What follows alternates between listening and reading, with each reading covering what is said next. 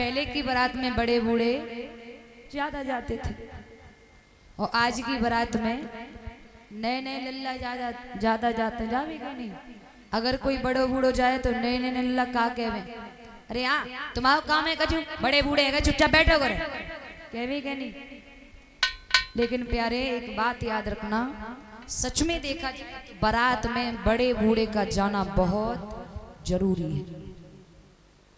बड़े बूढ़े का जाना बहुत जरूरी है। एक गांव से बारात जा रही थी तो लड़की के पिता ने एक शर्त भेजी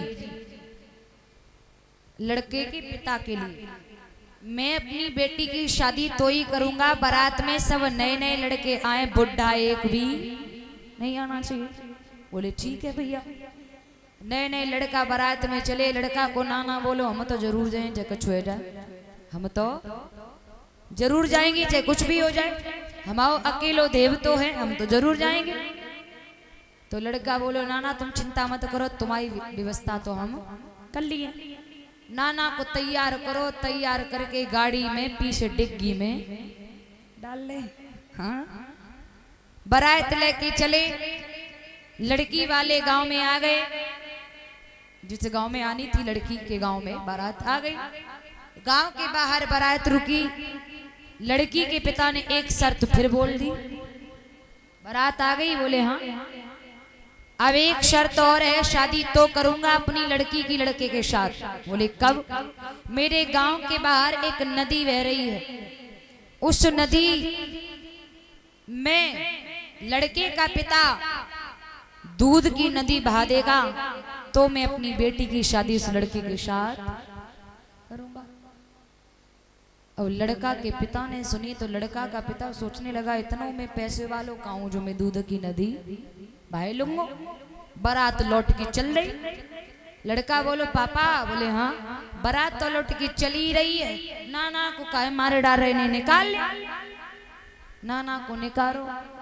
नाना बोले बेटा क्या बात है? बोले नाना ब्याह नहीं भाऊ। बोले क्यों? लड़की के पिता ने जब कह दी नदी हमारे गांव के पास में नदी बह रही, वह नदी में लड़के का पिता दूध की नदी बहा दे तो मैं शादी करूंगा। अब पापा की हैसियत नहीं है जो दूध की नदी बहा ले, इसलिए बारात लौट के जा रही है। बोले अच्छा? बोले हाँ।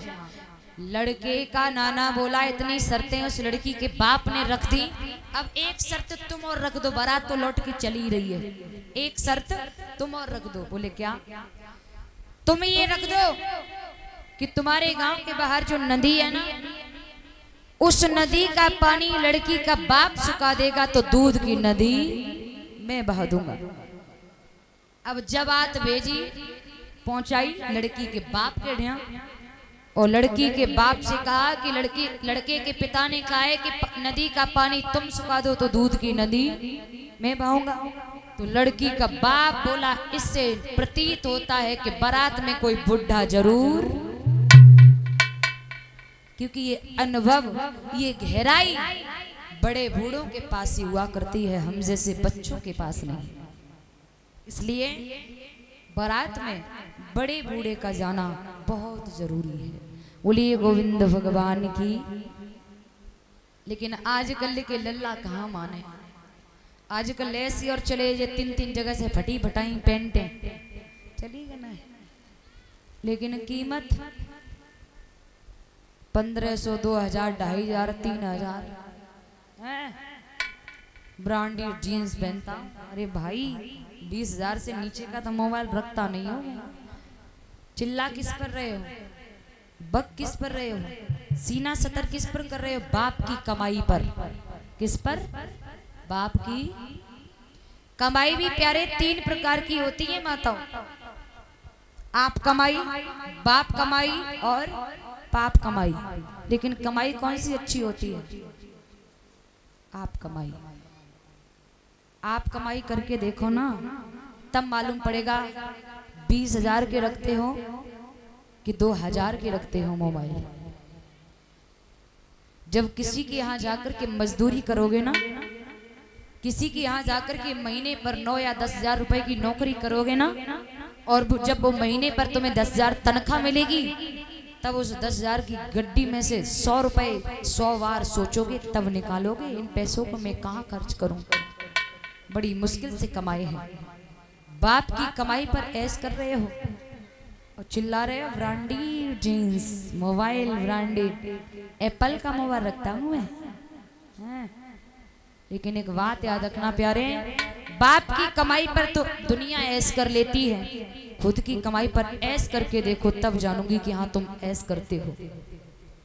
तुम्हारा पिता कितना पसीना बहा करके पैसे को लेके आता है और तुम इस पैसे को यूं ही कमा रहे हो, बाप के पसीने को हराम कर रहे हो।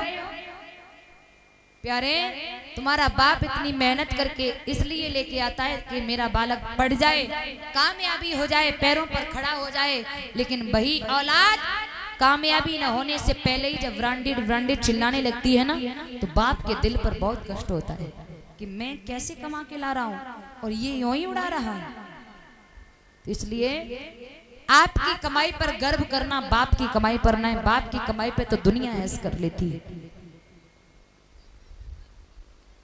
श्रोताओ, भोले बाबा बारात लेके चले, नांदिया की सवारी है, भूत प्रेतन की बारात है कि दूल्हे